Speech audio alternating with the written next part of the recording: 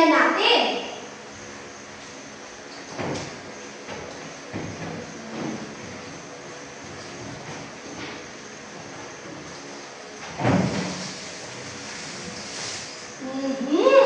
Class, sa hapon na ito ay tatalakayin natin ang tungkol sa dila, ang kahulugan, layunin at bahagi nito.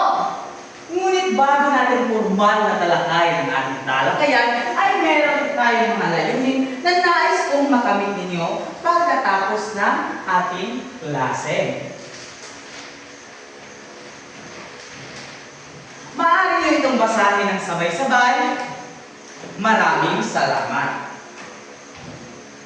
Class, kapag narinig ninyo ang salitang dula, ano kaagad ang sumasabi sa inyong mga isipan? Ito ay may binibining bata, aktor at aktres, binibining sa kanta. Ito ay itinatanghal sa entablado. Sino bang may ideya? Ginong Maniagot? May tagpuan. Tingnan natin kung tama ba ang inyong mga sagot.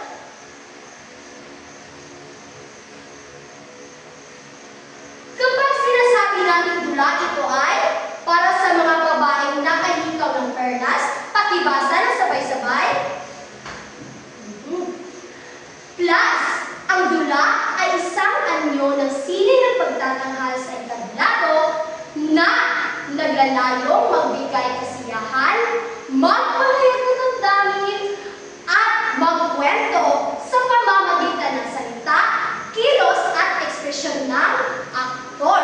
Ito ay isang pinakamakapangyarihang paraan ng pagpapahayag ng ideya at karanasan. Sa pamamagitan ng dulang class, ay nagagawa natin maipakita ang mga saloobin at damdamin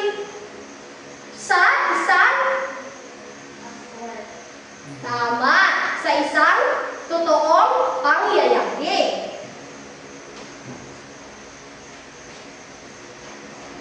Last, dahil alam na natin kung ano ang kahulugan ng dula, ngayon ay atin na magtutuklasin ang iba't ibang layunin ng isang dula. Ngayon, class, mayroon tayong 4 na mga layunin ng dula. Una ay ang Ginoong Manyago, pakibasa ng malakas ang unang layunin ng isang dula. Hey, maraming salamat, class. Pag sinasabi natin, magbigay aliw, isa ito sa mga pangunahing layunin ng isang dula na kung saan ito ay nagbibigay ng aliw, kasiyahan sa lahat ng mga manonood. Ito ay maaari sa pagkatatawanan, musika o epektibo paglikha ng isang dula, class. Ito ay isang uri na nagpapakita ng mga aktwal na karanasan na kung saan ito ay nagbibigay ng aliw kasiyahan ng ating mga sa lahat ng manonood. O kaya, alam kong naiintindihan ni class, kaya dumako na tayo sa ikalawa, pakibasa ng sabay-sabay. Maraming salamat. Ito ay ang magpahayag ng damdamin, class. Ito ay tumutukoy kung nagpapakita ng iba't ibang emosyon, class, iba't ibang damdamin, at iba't ibang saloobin ng mga manonood. Karaniwang ginagamit ito sa isang mga character, class, na kung saan ganito nila ipinapahayag ang kanilang iba't ibang damdamin at emosyon. Katulad na lamang ng pag-ibig, ano pa? Tuwa, ano pa ba? Lungkot at marami pang iba. Layunin nito, class, ay ang ipaintindi sa mga manonood at ang paano ito nakakaapekto sa kanilang buhay, class. At ibibigay ko kay Binibining Banyares ang ikatlo at ang ika-4 na layunin, class. At ang pangatlong layunin ng dula ay ang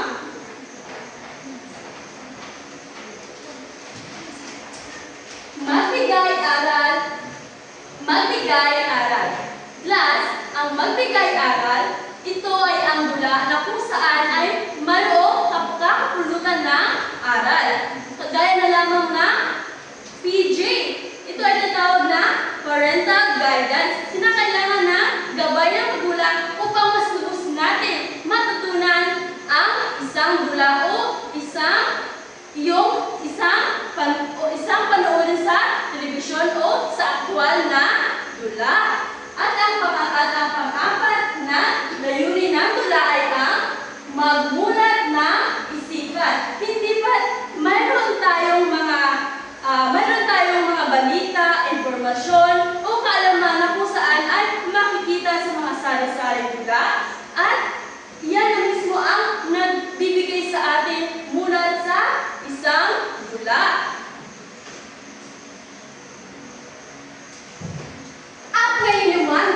alam na kung ano ang kahulugan ng dula at ang mga layunin nito, dumako naman tayo sa mga bahagi ng dula.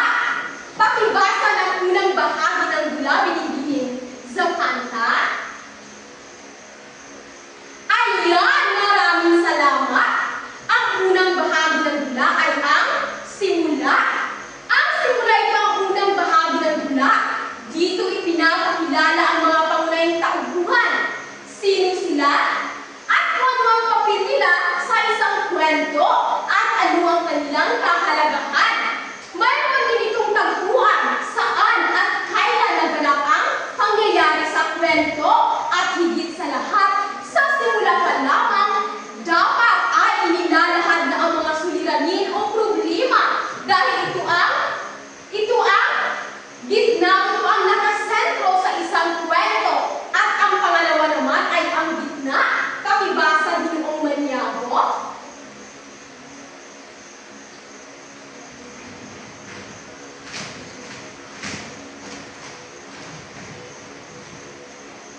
Ayan, maraming salamat.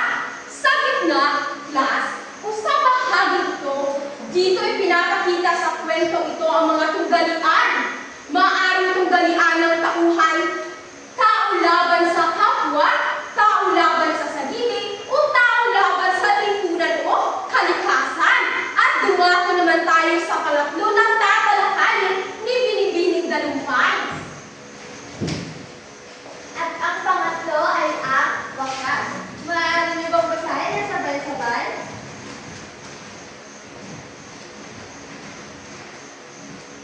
Maraming salamat. Ang wakas, ito ay tumutukoy sa pagtatapos ng isang dula o kwento. Maaari itong may masayang wakas o di kaya may malungkot na wakas. Kapag sinasabi natin masayang wakas, ito ay nagtatapos sa pagiging masaya at positibo. At kapag sinabi naman natin malungkot na wakas, ito ay nagtatapos sa pagiging malungkot at pagkakaroon ng negatibo sa isang dula o kwento. At ang kasunod ay ang tauhan. Binibining Lopez, maaari mo bang basahin? Maraming salamat. Class, ang tauhan, ito ay tumutukoy sa mga karakter na gumaganap sa isang dula o kwento. Din ay nagbibigay ng buhay o kulay sa pagtatanghal ng isang dula. Maaaring sila ay isang protagonista o di kaya antagonista. Kapag sinasabi natin protagonista, ito ay ang mga pangunahing tauhan sa isang kwento o dula. O di kaya sila yung mga bida sa isang kwento. Kapag sinasabi naman natin antagonista, ito ay sumasalungat sa pangunahing tauhan. O di kaya sa madaling salita, sila yung mga kontrabida sa isang kwento o dula na itatanghal. At ang kasunod nito ay ipapaliwanag ni Ginoong Alberto. Last, dumako naman tayo sa ikalimang bahagi ng dula. Maaari niyo bang basahin ng sabay-sabay ang tagpuan? Maraming salamat. Class, ang tagpuan, dito nakasaad kung saan nangyari o anong buok naganap ang isang dula. Binibining Zapanta, maaari ka bang magbigay ng halimbawa ng tagpuan? Maraming salamat. O, Ginoong Maniago, nagtaas ka ng iyong kamay. Maraming salamat. Dumako naman tayo sa pang-anim. Binibining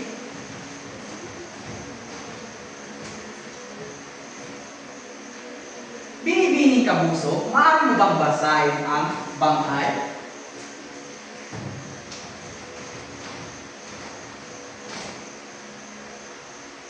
Maraming salamat. Ang banghay dito nakasaad ang pagkasunod-sunod ng mga pangyayari sa isang kwento. Meron itong simula, gitna, at wakas. Ang kasunod namang bahagi ay tatalakay ni Binibining Pata.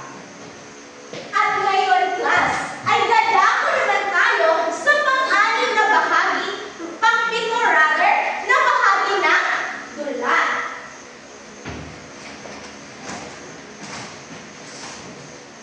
Ito ay ang dialogo. Maaari ba itong basahin, Binibining Escanier, at magpaliwanag na kung ano ang naiintindihan mo sa dialogo?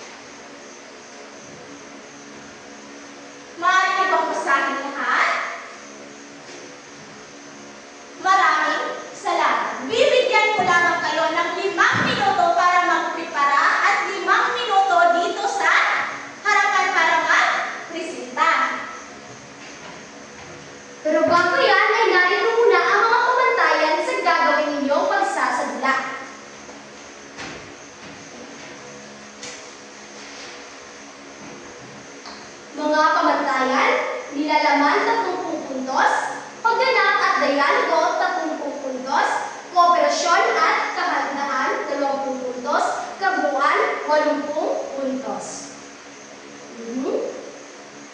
Tapos na ba ang lahat? Simulan natin ang pagpapakita ng unang pangkat.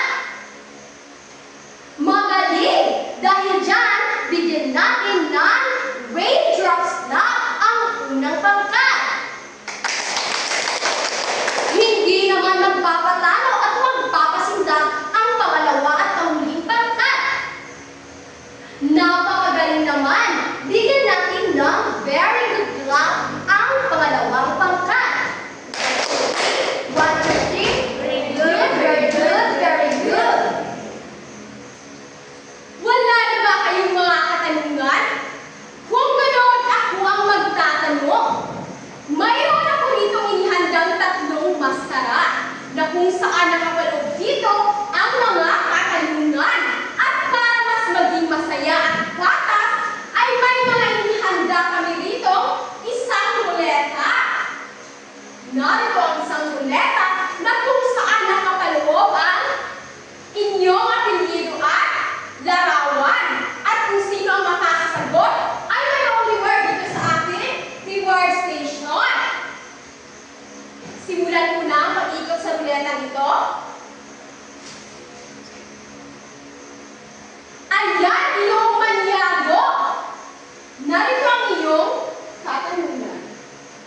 Ang iyong napili ay, paano mo mapapahalagahan ang sining ng pagtatanghal sa lipunan? Ginoong Maniago? Ayan, magaling! Tunay nga na kayo ay nakinig sa ating talakayan. Ginoong Maniago, kunin mo ang reward sa ating reward station. Ayan, ang laki naman yan. Tama nga si Ginoong Maniago na dapat alam natin ang bahagi ng dula upang mapanatili natin ito maging planado at organisado ang ating pagtatanghal sa entablado. Alam kong natutunan nyo na ang ating tinalakay ngayon. Kung gayon ay magkakaroon tayo ng maikling pagsusulit. Kumuha ng isang kapat na papel at sagutan ang mga katanungan.